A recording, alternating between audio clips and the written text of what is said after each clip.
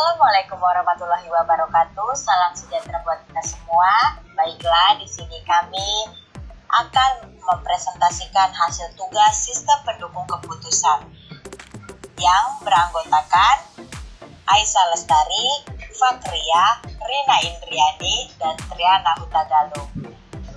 Di sini kelompok kami mengambil mengenai skor kode TOPSIS. Baiklah, yang pertama kali akan menjelaskan saya sendiri, Triana Hutagalung, yang kedua Aisyah Lestari, yang ketiga Rina Indriani, dan yang terakhir Fakria. Baiklah, di sini saya akan menjelaskan analisa dan perancangan TOPSIS. Apa sih yang dimaksud dengan TOPSIS itu? TOPSIS adalah salah satu metode pengambilan keputusan multi kriteria yang pertama kali diperkenalkan oleh Yon dan Hwang pada tahun 1981. TOPSIS menggunakan prinsip bahwa alternatif yang terpilih harus mempunyai jarak terdekat dari solusi ideal positif dan terjauh dari solusi ideal negatif dari sudut pandang geometris menggunakan jarak Euclidean untuk menentukan kedekatan relatif dari suatu alternatif dengan solusi yang optimal. Selanjutnya, tahapan dalam metode TOPSIS. Di sini ada 3 tahapan. Yang pertama, menentukan kriteria dan sifat kriteria yang akan dijadikan acuan dalam pengambilan keputusan, yaitu CI dan sifat dari masing-masing kriteria. Yang kedua, menentukan rating kecocokan. Rating kecocokan setiap alternatif pada setiap kriteria. Yang ketiga, membuat matriks keputusan yang ternormalisasi. TOPSIS membutuhkan rating kinerja setiap alternatif AI pada setiap kriteria CJ yang ternormalisasi. Di bawah ini kita bisa melihat rumus RIJ sama dengan XIJ dibagi dengan akar M sigma sama dengan 1 dikali XIJ kuadrat. Selanjutnya akan dijelaskan oleh Aisyah Lestari. Baiklah, saya Aisyah Lestari ingin melanjutkan penjelasan dari Triana Hutagalung mengenai tahapan dalam metode TOPSIS. Yang keempat, perkalian antara bobot dengan nilai setiap atribut. Perkalian ini untuk membentuk matriks Y dapat ditentukan berdasarkan ranking bobot ternormalisasi atau disebut YIJ dengan rumus YIJ sama dengan WI dikali RIJ dengan I sama dengan 1,2 dan seterusnya hingga M dan J sama dengan 1,2 dan seterusnya hingga N. Yang kelima, menentukan matriks solusi ideal positif dan matriks solusi ideal negatif. Penjelasannya, YJ ideal positif maksimal I YIJ jika J adalah atribut keuntungan, minimalnya I kali YIJ jika J adalah atribut biaya. YJ ideal negatif, minimal I dikali YIJ jika J adalah atribut keuntungan, maksimal I dikali IYIJ jika J adalah atribut biaya. Yang keenam, menentukan jarak antara nilai setiap alternatif dengan matriks solusi ideal positif dan ideal negatif. Jika jarak antara AI dengan solusi ideal positif dengan rumus DI positif sama dengan akar N sigma J sama dengan 1 dikali YI positif dikurang YIJ kuadrat jika jarak antara alternatif AI dengan solusi ideal negatif. Dengan rumus DI negatif sama dengan akar N sigma J sama dengan 1 dikali YIJ dikurang YI negatif kuadrat. Selanjutnya akan dijelaskan oleh Rina Indriani. Baiklah, saya Rina Indriani. Di sini saya akan melanjutkan penjelasan dari Lisa Lestari mengenai tahapan dalam metode TOPSIS. Yang ketujuh, menentukan nilai preferensi untuk setiap alternatif. Untuk nilai preferensi untuk setiap alternatif atau VI dirumuskan dengan VI sama dengan DI min dibagi dengan DI min ditambah DI plus. Nilai VI yang lebih besar menunjukkan bahwa alternatif AI lebih dipilih. Berikut studi kasus tentang pengaplikasian source code dengan metode TOPSIS. Suatu perusahaan di daerah Riau ingin membangun sebuah gudang yang akan digunakan sebagai tempat untuk menyimpan sementara hasil produksinya.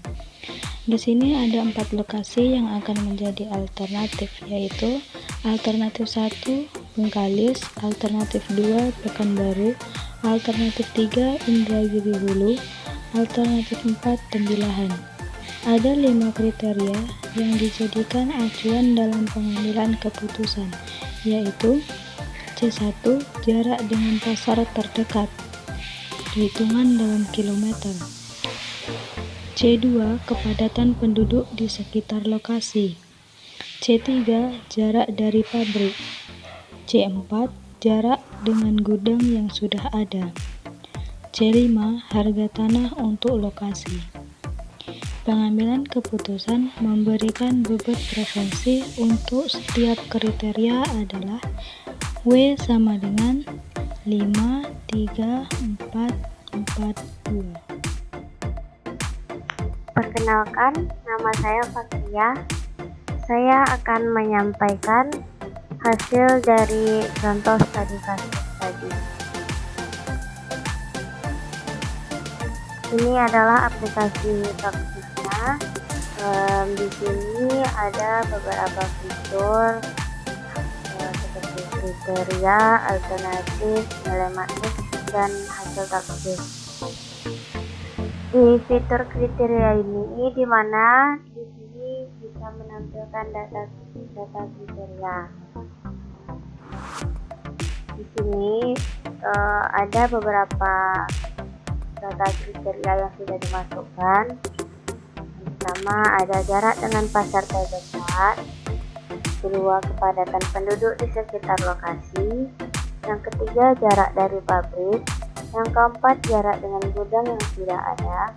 Yang kelima, harga tanah untuk lokasi.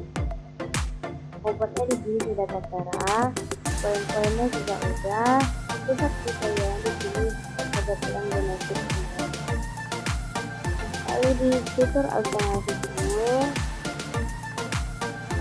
juga sudah ada beberapa data, yaitu Bengkalis, Pekanbaru, Info, Tembilahan.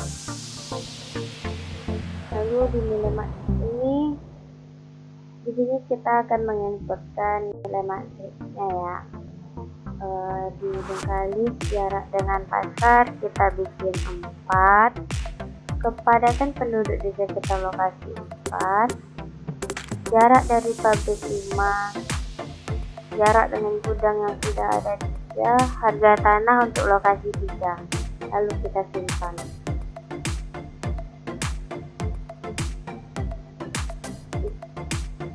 Di Pekanbaru,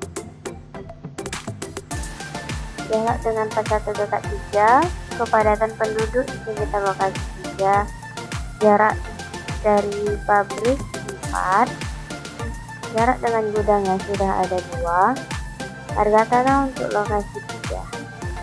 Oke, simpan.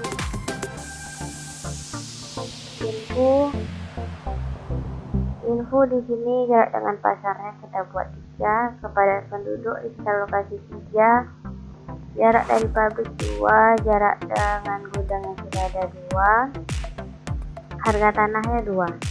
Simpan.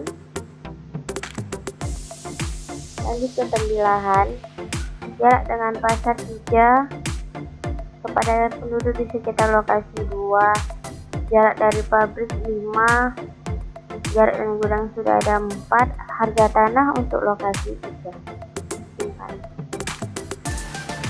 Setelah kita inputkan semuanya, kita lanjut ke hasil top case.